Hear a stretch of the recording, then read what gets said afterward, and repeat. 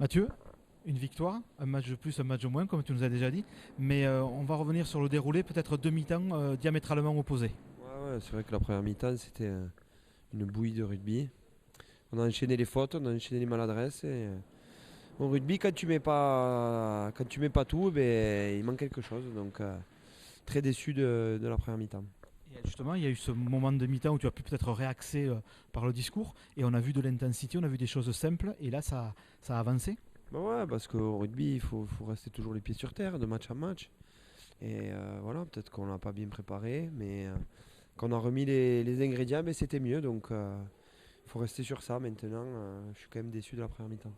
Justement, qu'est-ce qu'on a comme prise quand on est au bord du terrain? Parce qu'à la mi-temps, tu peux vraiment parler à tes joueurs. Quand toi, tu es au bord du terrain, comment on communique? Ouais, c'est difficile parce que si tu gueules, ça s'entend. Si tu peux créer de la frustration pour les joueurs ou être négatif.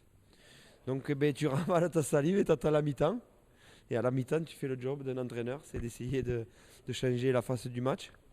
Même si tu sais bien que c'est pas toi qui seras sur le terrain, mais je pense qu'on a fait une bonne mi-temps.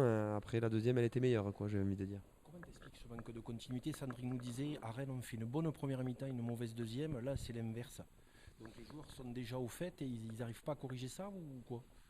Non, je pense que ça part dans l'investissement, l'engagement. C'est-à-dire que quand tu as décidé, ben, tu le fais. Et puis quand tu penses que juste en se faisant des passes, ça va aller, on n'a pas de marge de manœuvre, moi je le dis. Et même si on est dans une super dynamique, on n'a pas de marge de manœuvre. Il faut qu'on ait l'investissement tout le temps à 200%. Et j'en avais parlé à l'extérieur, mais à la maison c'est pareil. Et là, on va jouer des gros. Et il va falloir qu'on rehausse. Mais je sais que l'équipe, elle est capable de répondre présent. Alors justement, la prochaine échéance, c'est un déplacement à Narbonne. Donc forcément, là, le haut investissement que tu demandes, il va falloir qu'ils soient présents. Ils sont allés faire le coup à Suresnes ce soir, hein.